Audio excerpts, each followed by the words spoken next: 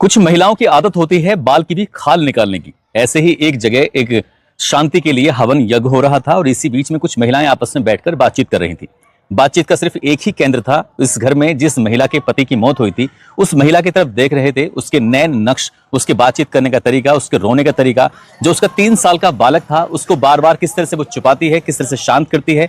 इसी बीच में वो उठकर जाती थी, किसी भी सामान की जरूरत होती थी तो खुद ही सामान लेके आया करती थी, आने के बाद फिर से रोना शुरू कर दिया करती थी। ऐसे ही औरतें जब आपस में बातचीत कर रही थी, बातचीत करने के दौरान उन्हें लग रहा था कि इसका पति भले ही मर गया हो लेकिन अजीब सी ये हरकतें कर रही है। इसी बीच में एक महिला ने उससे पूछा कि बहन, मैं तुझसे ये जानना चाहती हूँ कि आखिरकार तेरे पति की मौत कैसे हुई, क्या थी वो वजह, क्या हुआ था उस रात। जब ऐसे सवाल करना शुरू कर दिया तो उस महिला ने कुछ जो जवाब दिया था वो जवाब कम दे रही थी और रोने की बात ज्यादा कर रही थी, यानी कि वो जोर जोर से रोना शुरू कर दिया करती थी।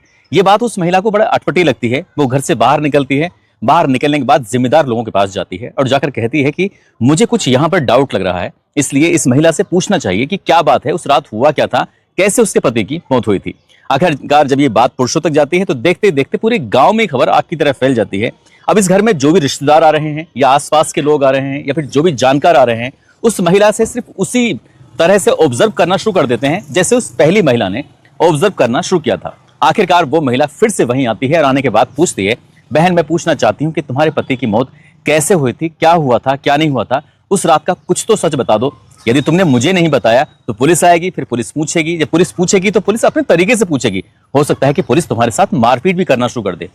जब इस तरह की बात थी, आखिरकार उस महिला ने अब रोते हुए कहानी तो सुनाई थी, लेकिन वो असली कहानी जब सुनाने लगती है तो पूरे गांव को यकीन नहीं हो रहा था और तभी मीडिया वहां पहुंच जाती है और ये कहानी लोगों के सामने आ जाती है। कैसे एक महिला ने अपने पति का कत्ल कर दिया था, जो कि अब तक लोगों को हादसा लग रहा था। आदाब, नमस्कार, सत श्री अकाल। मैं उस्मान सैफी। 10 फरवरी 2026 की सुबह लगभग 6:30 बजे के आसपास का वक्त हो रहा था। उत्तर प्रदेश के जिला आगरा का थाना एकता लगता है और एकता थाना क्षेत्र का गांव लोधई लगता है। यहाँ की रहने वाली एक महिला, जिसका नाम गौरी होता है, गौरी अपने ससुर को फोन करती है और फोन करने के बाद वो बोल कम रही थी और रो ज्यादा रही थी। जैसे ही रो रही थी उसके बाद ससुर ने पूछा, क्या हुआ बेटा, तुम क्यों इतनी परेशान हो रही हो, क्यों रो रही हो, क्या बात है, क्या नहीं है, जब तक तुम मुझे बताओगे नहीं तब तक मुझे पता कैसे चलेगा। हालांकि ये महिला हमेशा सोकर उठती थी सुबह 10 बजे के आसपास, लेकिन आज थोड़ा जल्दी ही उठ गई है, 6:30 बजे के आसपास। सबसे पहले तो ससुर ने यही सवाल पूछा कि बेटा आज तुम बहुत जल्दी जाग गई हो, क्या बात है, क्या नहीं है।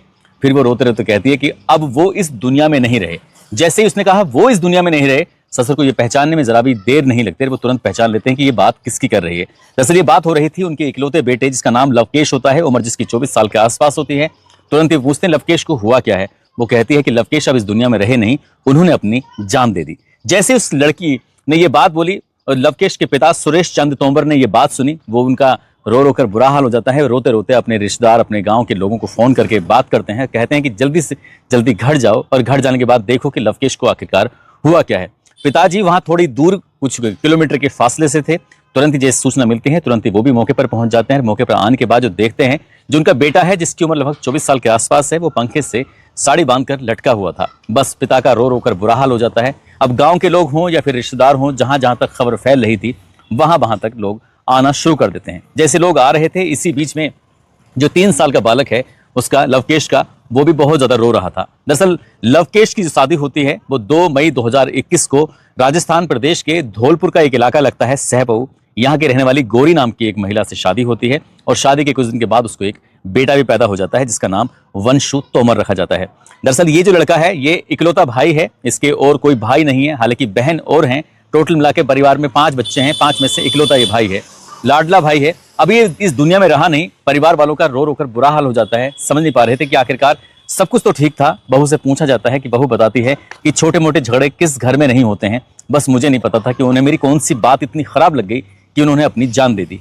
जैसे पिता ने ये बात सुनी उसके बाद उसे पंखे से उतारा जाता है। उसके बाद फिर उसका जो भी एक क्रियाक्रम के लिए, अंतिम संस्कार के लिए औपचारिकताएं होती हैं वो पूरी की जाती हैं। तमाम रिश्तेदार जुटते हैं। उसके बाद उसके शरीर का, इनकी उसकी लाश का अंतिम संस्कार कर दिया जाता है। लाश का अंतिम संस्कार होता है। घर के परिवार के सभी लोग कहते हैं कि आज रात यहीं रुक जाओ, यानी कि 11 फरवरी 2026 को इसके लिए घर की शांति सुख के लिए हवन और यज्ञ कराया जाएगा, इसलिए आप सब यहीं हो जाओ, रुक जाओ। ये बात गांव में भी एक मंदिर के माध्यम से सूचना दे दी जाती है ताकि गांव के लोग भी इस हवन यज्ञ में शामिल हो जाएं।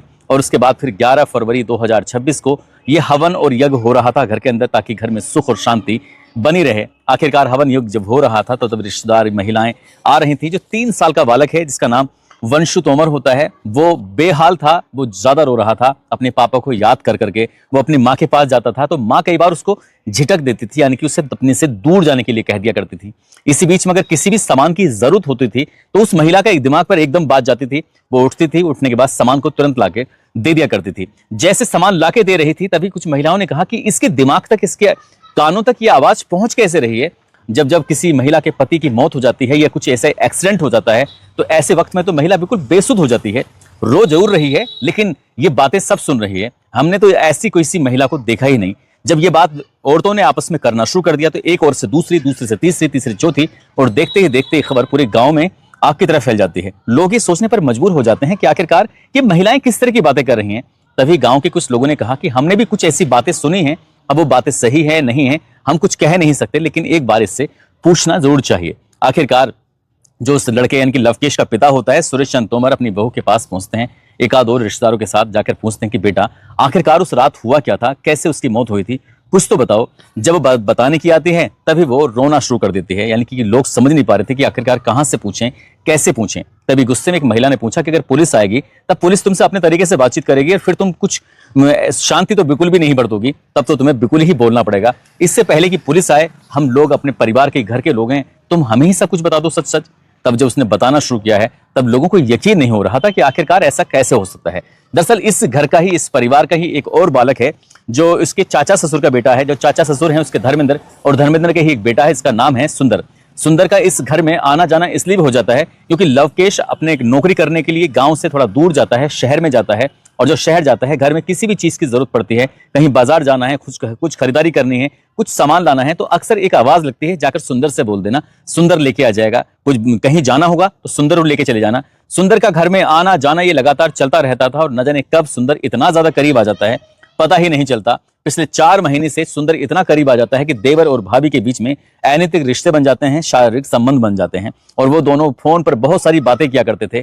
सुंदर की मां ने एक दिन सुंदर से पूछा कि सुंदर तुम इतनी सारी बातें किससे करते हो, कौन है फोन पर दूसरी तरफ। वो कहता है कि माँ तुम तो जब देखो मुझे हमेशा टोकते रहती हो, रोकती रहती हो, मैं अपने दोस्त से बातें कर रहा हूँ। माँ भी नहीं जानती थी ये किसी और से नहीं, यहाँ से 200 कदम की दूरी पर ही जो इसकी भाभी रहती है गौरी, ये उसी से बात कर रहा है। आखिरकार जब उस सुंदर को भी बुलाया जाता है और बात पूछी जाती है तब दोनों ने बारी बारी से अपनी अपनी कहानी बताना शुरू कर दिया। दरअसल 9 फरवरी को चॉकलेट डे था और चॉकलेट डे की वजह से ही वो भाभी अपने देवर को फोन करके कहती है कि आज चॉकलेट डे है, आओ घर पे आ जाओ, चॉकलेट डे मनाते हैं, तुम तो मुझसे बात भी करना पसंद नहीं कर रहे हो। वो कहता है कि मैं अभी आऊंगा, कुछ थोड़ा सा बिजी हूँ, थोड़ा काम कर रहा हूँ। इसी बीच में दोबारा फोन करती है, जो दोबारा फोन किया जाता है तो फिर वो आ जाता है। अक्सर जो लवकेश अपने घर आता है, अपने गांव आता है, उससे आते आते थोड़ी रात ज्यादा हो जाती है और रात ज्यादा होने की वजह से ही वो उसका फायदा भी उठाती है क्योंकि घर में और कोई रहता नहीं है। ससुर है वो शहर में रहता है, बाकी परिवार में जो सदस्य हैं इस घर में सिर्फ और सिर्फ बहू रहती है और रात को उसका पति लवकेश आ जाता है। ये जो रात थी 9 फरवरी 2026 की रात, इस रात में लवकेश थोड़ा जल्दी आ जाता है। उसे भी नहीं पता था कि घर में कुछ ऐसा है जिसकी उसने कभी कल्पना भी नहीं की थी। घर का दरवाजा ऐसा है कि उस दरवाजे को खोलने की जरूरत ही नहीं है क्योंकि उसमें कोई कुंडा ही नहीं है, वो कभी लगता ही नहीं है। जब वो आता है, आने के बाद घर के अंदर प्रवेश करता है, प्रवेश करने के बाद देखता क्या है, जो उसकी पत्नी है गौरी और जो उसका चचेरा भाई है जिसका नाम सुंदर है, वो दोनों ही आपत्तिजनक स्थिति में होते हैं। और जब उन दोनों को देखता है तो देखने के बाद उसे बड़ा आश्चर्य हो रहा था। उसने कहा मुझे तुम दोनों से बिल्कुल भी कतई उम्मीद नहीं थी कि तुम इस तरह के अनैतिक रिश्ते में बंध जाओगे। उसने विरोध करने की कोशिश की, इसी बीच में ये समझ नहीं पाया कि करें तो क्या करें। तुरंत ही सुंदर ने उसे बहुत ताकत के साथ पकड़ लिया और इसी बीच में उसे जमीन पर गिराया जाता है। और गिराने के बाद जो पत्नी होती है वो तकिया उठाती है, तकिया उसके चेहरे पर रख देती है ताकि वो शोर ना मचा सके, ताकि उसकी शोर की आवाज दूसरे लोगों तक ना पहुंच सके। और तब तक उसके उस चेहरे पर, उसके मुंह पर ये तकिया रखा जाता है जब तक क्या उसने दम नहीं तोड़ दिया, यानी कि उसके प्राण नहीं निकल जाते हैं। जैसे उसके प्राण निकलते हैं वो उसका शरीर ठंडा हो जाता है। इसके बाद देवर और भाभी दोनों मिलने के बाद ये सोचते हैं कि आखिरकार अब करें तो करें क्या। तब इनके दिमाग में खुरापाती सवाल एक आंसर आता है कि क्यों ना इसकी लाश को पंखे से लटका दिया जाए। जो पंखे से लटक जाएगी तो अगले दिन हम कोई कहानी सुना सकते हैं, बता सकते हैं। हालांकि ये सब काम करने में रात 11 बजे शुरू करते हैं और सुबह के लगभग 3 बजे के आसपास का वक्त हो जाता है। उसको पंखे से लटका दिया जाता है और ऐसे ये सीन बनाया जाता है जैसे कि उसने अपनी खुद की ही जीवन लीला को समाप्त कर लिया है।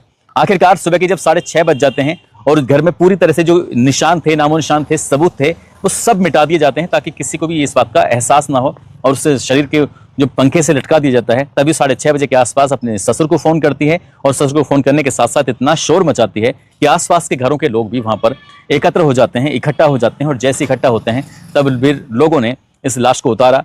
गांव के ही लोगों ने फैसला लिया, जब इसने अपनी जीवन लीला खुद समाप्त की है तो क्यों पुलिस के पास जाना, क्यों पुलिस के पास फोन करना। जब इस तरह की बात होती है तब उसका अंतिम संस्कार कर दिया जाता है बिना किसी पोस्टमार्टम के। आखिरकार जब पुलिस ने ये बारी पूरी परिवार ने बात सुनी, तभी पुलिस को 112 नंबर पर फोन किया जाता है। पुलिस मौके पर आती है। मौके पर आने के बाद देवर और भाभी दोनों को हिरासत में लिया जाता है। वहां से तकिया भी अपने कब्जे में लिया जाता है और वो साड़ी भी ली जाती है जिस साड़ी से उसको लटकाया गया था।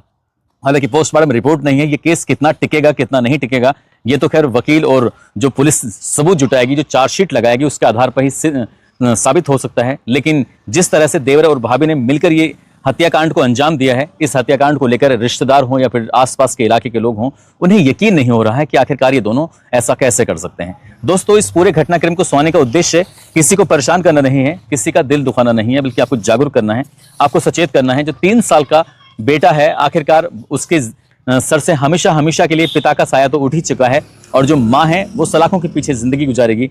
जबकि उसके दादा जो है वो ये कहते हैं कि अब मैं अपने पोते के ही सहारे अपनी जिंदगी गुजारूंगा और मैं अपने पोते को वो सारी खुशियां दूंगा जो मैंने अपने बेटों को दी थी। अब शायद पोते में ही अपना बेटा वो तलाश कर रहे हैं। लेकिन माँ जब जेल जा रही थी और देवर जब जेल जा रहे थे तो दोनों ही बहुत ज्यादा अफसोस जाहिर कर रहे थे और इसने मीडिया के सामने ये भी कहा कि इस घर से मुझे कभी भी कोई तकलीफ नहीं हुई, ना तो किसी ननद से तकलीफ हुई, ना सास से, ना ससुर से, ना किसी और सदस्य से, ना पति ने कभी उसे परेशान किया। न जाने ये कैसे कब क्यों कत्ल हो गया, वो खुद भी नहीं समझ पा रही है कि आखिरकार करे तो क्या करे। जब वो जेल जा रही थी उसने कहा कि मुझे जो भी किया है उसका जो सजा है वो मिलनी ही चाहिए, मैं उसके असली हकदार भी हूँ। दोस्तों, जाते जाते ये मान्या राजपूत हैं, आज इनका पहला जन्मदिन है। 12 फरवरी को इनका पहला जन्मदिन होता है। साथ ही पूजा और बबलू हैं जो कि बस्ती के रहने वाले हैं। इनकी शादी की सालगिरह है। इनको शादी की सालगिरह की बहुत बहुत शुभकामनाएं।